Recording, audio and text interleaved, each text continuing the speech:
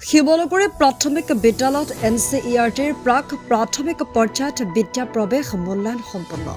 ৰাষ্ট্ৰীয় শিক্ষানীতি 2020ৰ সফল ৰূপায়ণৰ উদ্দেশ্যে ৰাষ্ট্ৰীয় শিক্ষা মন্ত্ৰণালয়ে বিগত কেইবাবছৰ ধৰি সমগ্ৰ দেশতে বিভিন্ন ধৰণৰ কাৰ্যসূচী ৰূপায়ণ কৰি আহিছে।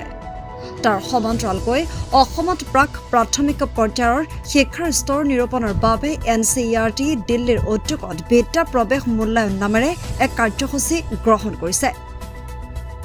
তাৰে অংশ হিচাপে আজি নগাঁও জিলাৰ সাগৰীজান শিক্ষা খণ্ডৰ অন্তৰ্গত শিমলুগুৰিস্থিত শিমলুগুৰি প্ৰাথমিক বিদ্যালয়ত পোষ্ট মূল্যায়ন সম্পন্ন হয়।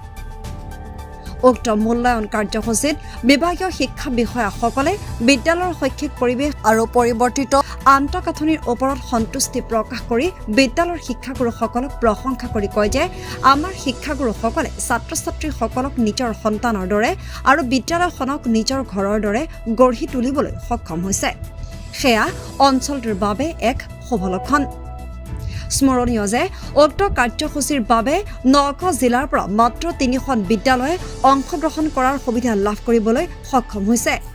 তাৰে আন 2খন বিদ্যালয় হ'ল শিয়ালমাৰী প্ৰাথমিক বিদ্যালয় আৰু ৰৌমাৰী বালিকা মেট্ৰব। উল্লেখ্য যে চলিত বৰ্ষৰ ইংৰাজী মে' মাহত বিদ্যা প্ৰৱেশৰ প্ৰাক মূল্যায়ন অনুষ্ঠিত হৈছিল। বৃহস্পতিবাৰে অনুষ্ঠিত কাৰ্যসূচীত নিপুণ অসম FLN নগাঁও জিলাৰ পৰামৰ্শদাতা প্ৰশান্তি বৰা, ডাইট নগাঁৱৰ জ্যেষ্ঠ প্ৰবক্তা বিনন্দি শইকীয়া, সন্ত সমল ব্যক্তি তৃষ্ণা শৰ্মা, ফিল্ড ইনভেষ্টিগেটৰ ক্ৰমে প্ৰণৱ কুমাৰ ৰজক, অসীম কান্তি দত্ত, মণ্ডল সমল কেন্দ্ৰ সমন্বয়ক ভাৱতী বৰ্মন, প্ৰধান শিক্ষক মুস্তফা আমিন উল্লাহ সহিতে বিদ্যালয়ৰ সমূহ শিক্ষক শিক্ষয়িত্ৰীসকল উপস্থিত থাকে। কথা জনাইছোঁ আৰু মই এটা কথা কওঁ যে স্কুলখনত আহি যিটো পৰিৱেশ আমি প্ৰতিবাৰে আহি দেখা পাওঁ, সেই পৰিৱেশটো আমাক সঁচাকৈ আপ্লুত কৰে। আৰু বিশেষকৈ যিসকল শিক্ষক বা শিক্ষয়িত্ৰী আছে তেওঁলোকে স্কুলখনৰ প্ৰতি যিটো ধাউতি বা নিজৰ ঘৰখন বুলি ভবা যিটো মনোভাৱ, সেইটো মোক বেছিকৈ আপ্লুত হৈছোঁ কৰিব।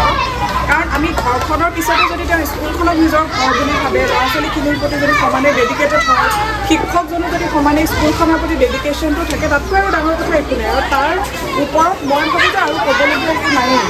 কাৰণ তেওঁলোকে ছাত্ৰ ছাত্ৰীসকলক নিজৰ ঘৰ বুলি ভাবে, তাতকৈ পাবলৈ ইয়াতকৈ আৰু ডাঙৰ কথা একো নাই।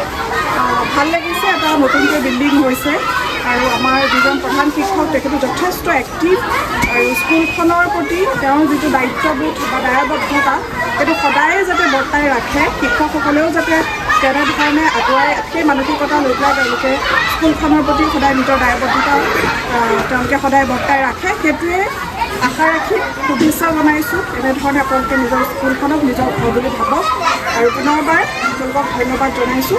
এইখিনিয়ে মোৰ ক'বলগীয়া। Thank you. গতিকে সেইখিনি ছাৰসকলে কৰিছে, দেখিটো ভাল লাগিছে যে আমাৰ ষ্টুডেণ্ট গোটেইকেইজন প্ৰেজেণ্ট আছে আজিৰ এক্সামটোত। আৰু আমাৰ মে' মাহত যিটো হৈছিলে প্ৰি টেষ্ট, সেই টেষ্টৰ তুলনাত দেখিছোঁ যে আমাৰ পষ্ট টেষ্টত ছাত্ৰ ছাত্ৰীকেইটাই ভাল কৰিছে। এতিয়া যি অকণমান অসুবিধা আছিলে এতিয়া দেখিছোঁ ভাল হৈছে। ইয়াৰ অৰ্থ যে আমাৰ বিদ্যা প্ৰৱেশৰ যিটো ক'ৰ্চ আছিলে সেই ক'ৰ্চটোত নিশ্চয় আমাৰ ছাত্ৰ ছাত্ৰীসকলে কিছু শিকিব পাৰিলে, সেইটো ভাল লাগিছে। নেক্সট ভাল লাগিছে আমি স্কুলখনলৈ আহি প্ৰত্যেকবাৰ এটা নতুনত্ব পাওঁ। যোৱাবাৰতকৈ এইবাৰ কালাৰফুল হৈছে স্কুলখন, নতুন নতুন ক্লাছৰুম হৈছে, ছাত্ৰ ছাত্ৰীসকল বৰ পৰিপাটি আৰু একদম নিট এণ্ড ক্লিন লাগিছে গোটেই পৰিৱেশটো। গতিকে হেড ছাৰৰ লগতে স্কুলৰ সকলো ছাৰ বাইদেউক মই ধন্যবাদ দিছোঁ যে স্কুলখন আপোনালোকে খুব সুন্দৰকৈ সজাই পৰাই ৰাখিছে। আমাৰ ব্লকৰ ভিতৰতে এখন মই মানে চাৰিওফালৰ পৰিৱেশৰ পৰা ল'ৰা ছোৱালীৰ শিক্ষাৰ লগতে গোটেই দিশকেইটাৰ পৰা মই ক'ব পাৰিম যে এখন আমাৰ ভাল স্কুল আমাৰ ব্লকৰ ভিতৰত। গতিকে আমি যিহেতু আমি ব্লকটো ঘূৰি থাকোঁ সেইফালৰ পৰা কৈছোঁ, গতিকে অনুৰোধ থাকিল আপোনালোকে আগলৈকো এইটো পৰ্যায় ৰাখিব আৰু চেষ্টা কৰিব বাকী সকলো দিশৰ পৰা শিক্ষাৰ ক্ষেত্ৰতো যাতে আৰু আগবাঢ়ি যাব পাৰে।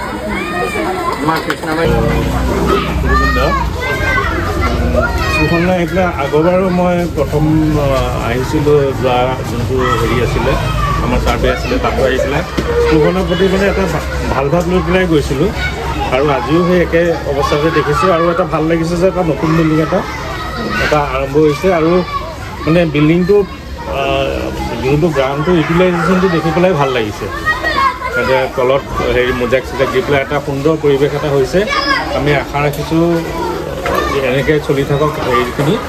আৰু ল'ৰা ছোৱালীখিনি যিখিনি মই এছেছমেণ্ট হৈছিলে আজি, তাৰ যিখিনি আমি হেৰি দেখিছোঁ প্ৰগ্ৰেছটো ভালেই দেখিছোঁ। Thank you. আৰু বাকীখিনিও যাতে তেনেকৈ চলি থাকে তাৰে কামনা কৰিছোঁ। ধন্যবাদ।